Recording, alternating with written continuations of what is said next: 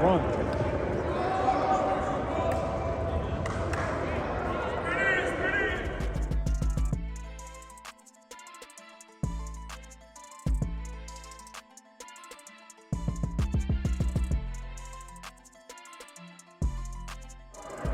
Hang tight. Don't take a picture of it. Hey, catch it, tuck it, catch it, get it to your body. Catch it, get it to your body. All right, Coach Brett, wide receiver coach, CU. Man, we got 2 games in now, and the receiver rooms have been making some noise. Yeah, you know, there's still a lot of meat, left on the bone that I feel like we haven't fully captured and played to our potential, at least the first 2 weeks. And that's, it's fixable stuff, but there's still a lot of plays to be had. So in no way are we satisfied. I think these guys, the receivers in our room, they're very serious about football, and they're very serious about winning. And we need to continue to develop great practice habits during the week and make it so that when we step on the field on Saturday, it's not necessarily about our opponent, but it's about us playing to our full potential, if that makes sense. And so that's what we're going to continue to do over the course of the year. They've done a great job, executing the plan and playing hard and competing at a high level, but there's still a lot of plays to be had out there. Catch a touchdown on the middle. I guess we can. It's a pull and it's a dig. Make sure we lose one on the dig. All right. When we get into those 3rd and 11+ situation, guys, expect a little more. So when you talk about playing to your full potential, y'all have left meat on the bone. To the fans' eye, stats don't bear that out, because week 1, you got 4 guys 100 yards. You had Zay Weaver the second game, almost 200 yards. What does it look like when you guys are not leaving meat on the bone? Like, what are we missing? I mean, that's a great question, and that's what we're really fixing to find out here. And Coach Prime, he's mentioned it. Like, we haven't, and it's not just our room, but the team. It's like once this team starts playing to their full potential, who knows what that's going to look like. All I know is that at least offensively, there's going to be a lot more points on the board than what we've seen. We have the best quarterback in the country. We really do. If we clean up our play more on the perimeter and execute at a higher level on the perimeter, who knows what the stat line is going to look like? Who knows, how many games we're going to win? Sky is truly the limit. When I'm on the sideline, all of your guys are competitors. Of course, they all want to eat. They all think they're the alpha dog, no doubt about that, and that's what you want. But there does not seem to be any internal competition that causes chemistry to wane. Like, they really go out there as a group, and they want the other guys to succeed. Talk to us about the relationship that they have built over the offseason going into the season that allows them to have that kind of support of each other. I think they're all really a close group. Weave and Jimmy, they were already boys from back in their playing days. At South Florida, they came into this thing really close. Them and Travis, they're all really close with each other. They brought guys like Javon and some of those young guys and Omari and Miller to the group. But collectively, as a whole, it is a tight group. And I think Jimmy Horn said it best after the TCU game. He said, everyone eats around here, man. No crumbs either, man. We all eating, and we all know, like, if we collectively do our job together, I do my individual assignment, and if I play fast, if I affect coverage, like, okay, there's a chance I get the ball, but if I'm not getting the ball, I'm taking 1 or 2 defenders with me, and then my buddy's gonna get the ball. Yeah, and that's the idea. Like, again, we have the quarterback to do it, and our quarterback could touch anywhere on the field. It's just on us playing fast, affecting coverage, and being where we need to be. And how has it helped you to coach your guys with the relationship that you've had with the quarterback? You were once his OC. Yeah. Now you're his receiver coach. Are you able to tell them, like, hey, man, this is how he is, and if you don't do it, it ain't coming? Absolutely. And I think the guys in the receiver room have seen that. And it may happen in pregame. Like, if you're going through pregame and you drop a ball or two in pregame, or you're not running the right way in pregame, all right, not to throw any names out there, but quarterback don't like that, you know, and that's not really building trust, okay? And that's how our quarterback is. Like, he's got to trust you throughout the week, okay, with your practice habits in order for him to trust throwing you the ball on Saturday, all right? Yeah. And I think, you know, for me, I see it in person too. Like, sometimes, like, our guys, they'll run a route a certain way, and before Shador even says anything, I already know what he's gonna say, you know, and so yeah, like that type of stuff helps. But I think, you know, the message overall in our unit, especially between the quarterbacks and receivers, the message is very clear. We're always on the same page, and we use the same type of communication between, you know, myself and Coach Lou, the QB's receiver. So when you're sharing the same message, you know, there's not much stuff that's lost between the lines, if that makes sense. So we all tend to be on the same page. Yeah. And Coach, I totally agree with you, not because I'm sitting here with this CU hat on and in your office, but because you're right.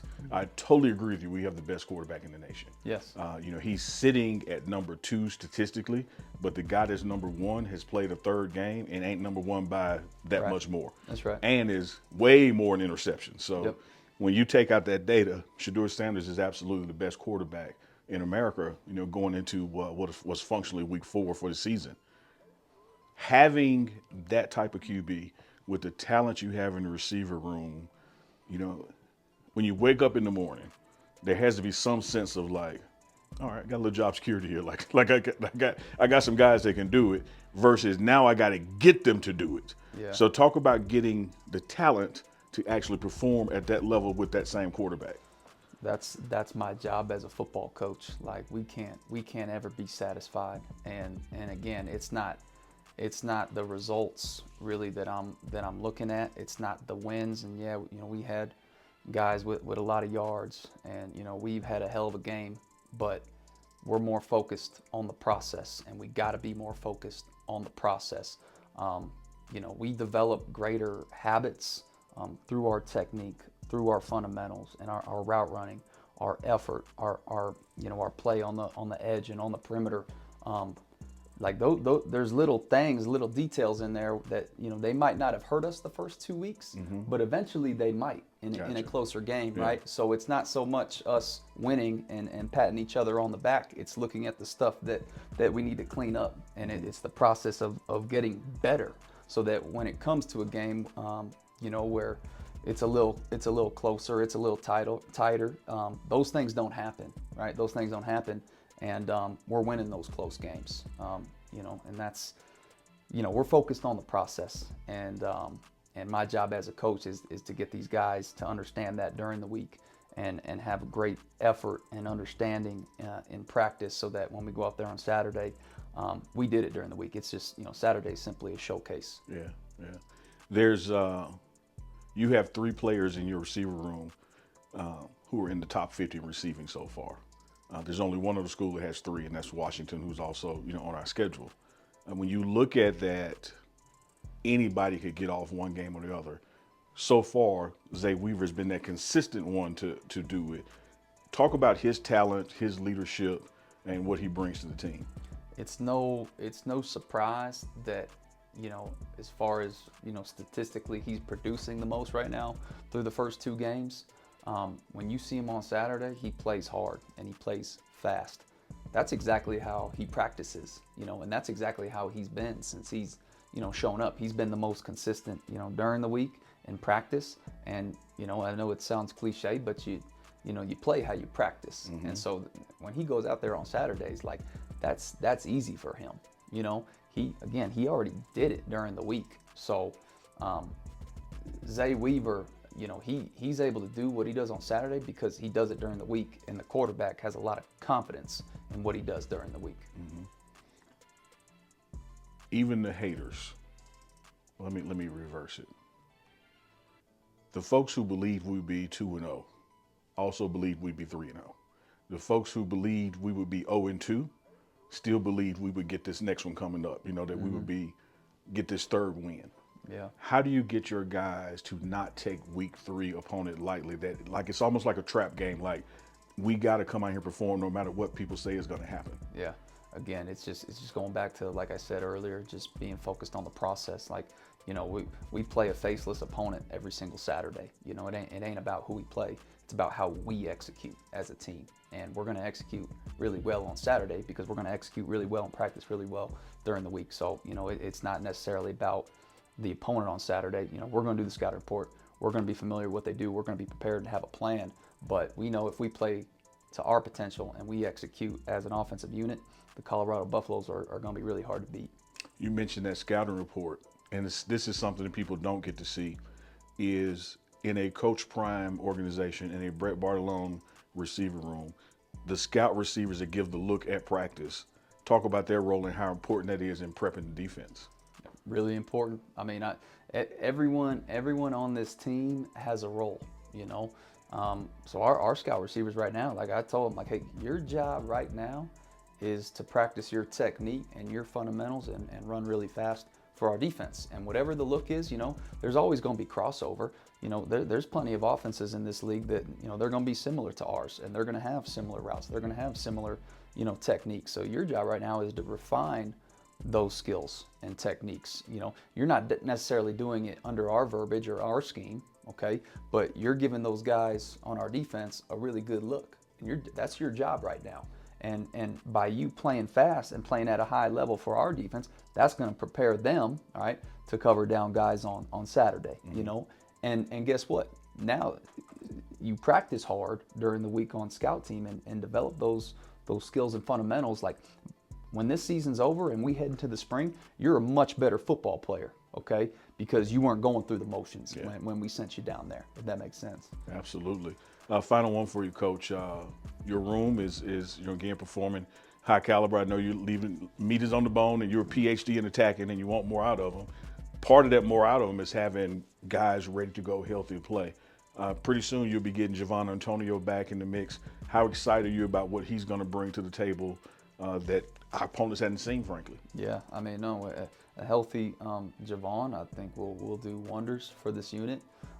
Anytime you got a body like that, a presence like that could run, that's just another big body target for the quarterback to throw to. And, you know, again, it adds another man to the rotation, right? And so, you know, now you could get guys in and out, and you could move guys around, maybe give them a series or two here or there. So, you know, we're very much looking forward to getting him back. I'm back, baby. One more week. Ain't too long. No. What they say? Don't call it a comeback.